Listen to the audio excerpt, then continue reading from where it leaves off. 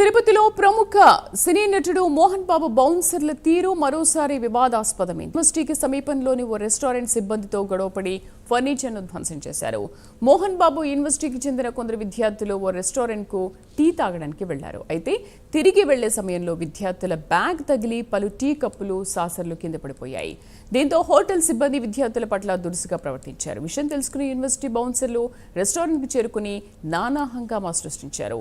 Hotel అద్దాలు ఫర్నిచర్ను బౌన్సర్లు ధ్వంసం చేశారు. పూర్తి సమాచారం కరెస్పాండెంట్ రవివర్మ అందిస్తారు. రవివర్మ, అసలు ఎందుకు గొడవ జరిగింది, ఏం జరిగింది అక్కడ?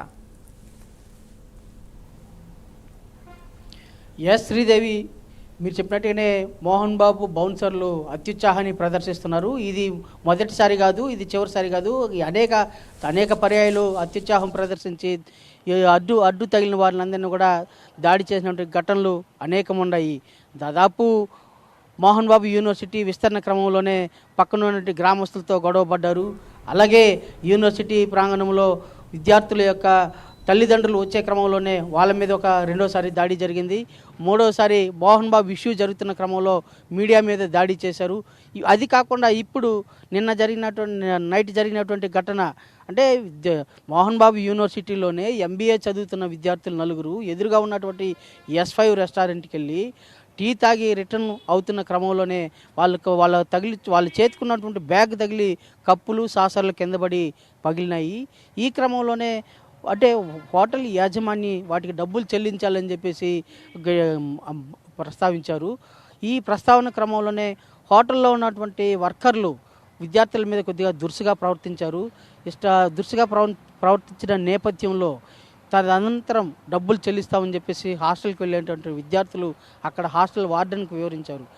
ఇట్లా ఇన్సిడెంట్ జరిగింది, హోటల్లో ఇట్లా తమ మీద దురుసుగా ప్రవర్తించారు, పరుష పదజాలతో దూషించారు అని చెప్పేసి హోటల్కి సంబంధించినటువంటి వర్కర్లు ఎట్లా వ్యవహరించారని చెప్పేసి హాస్టల్ విద్యార్థులు హాస్టల్ వార్డెన్కు ఫిర్యాదు చేశారు.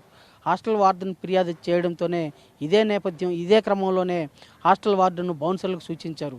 వారికి పోయి వాళ్ళు గట్టిగా మందలించి రండి అని చెప్పేసి హాస్టల్ వార్డెన్ బౌన్సర్లకు సూచించడమే తరువాయి బౌన్సర్లు ఉన్నపలంగా వచ్చి హోటల్ మీద దాడి చేసి హోటల్కు ఉన్నటువంటి అద్దాలు అలాగే అద్దాలు బాగా ధ్వంసం చేశారు. రేకులన్నీ కూడా కింద పగలగొట్టి ధ్వంసం చేశారు. ఇలాంటి విచ్చలవిడిగా ఫర్నిచర్లు చైర్లు అన్నీ పగలగొట్టారు. ప్రధానంగా తమకు ఎందుకు ఇంత నష్టం చేస్తున్నారు, ఏంటి ఈ దాడి కారణాలు ఏంటి అనే హోటల్ యాజమాన్యాన్ని అడిగే క్రమంలో కూడా అతని మీద కూడా చేయి చేసుకున్నటువంటి సందర్భం సంఘటనా స్థలంలో చోటు చేసుకుంది.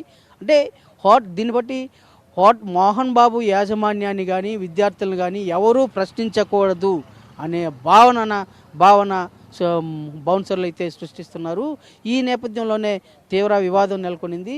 అయితే ఈ ఘటన జరిగిన తర్వాత పోలీసులకు హోటల్ యాజమాన్యం సమాచారం ఇచ్చారు. పోలీసులు అయితే తాము ఘటనా స్థలాన్ని చేరుకొని విచారిస్తున్నాము, పూర్తి వివరాలు త్వరలోనే వెంటనే దాన్ని పూర్తి వివరాలు తెలుసుకొని మరలా చెప్తామని చెప్పేసి పోలీసులు అయితే సూచిస్తున్నారు. అయితే ఇలాంటి ఘటనలు మోహన్ బాబు దగ్గర ఉన్నటువంటి బౌన్సర్లు అనేక రకాలుగా గొడవలు జరిగినటువంటి సందర్భాలు, చాలాసార్లు దాడులు చేసినటువంటి సందర్భాలు అనేకం ఉన్నాయి. గత నెలలో మీడియా మీద జరిగినటువంటి దాడిలో కూడా బౌన్సర్ల మీద కేసు కడితే పోలీసులు కేసు పూర్తి స్థాయిలో విచారణ చేయకముందే వాళ్ళని పర్సనల్ రిక్వెస్ట్తో వదిలిపెట్టిన సందర్భాలు ఉన్నాయి. ఇలాంటి బౌన్సర్ల వల్ల మోహన్ బాబు యాజమాన్యానికి కాలేజీకి చెడ్డ పేరు వస్తూ ఉందే కానీ బౌన్సర్ల వ్యవహరిస్తున్న తీరు చాలా హేయనీయంగా ఉందని చెప్పేసి విద్యార్థులు అలాగే విద్యార్థులతో పాటు అక్కడ ఉన్నటువంటి ఆ ప్రాంత వాసులు కూడా బాగా పేర్కొంటున్నారు. Sridevi. Right Ravi, thank you.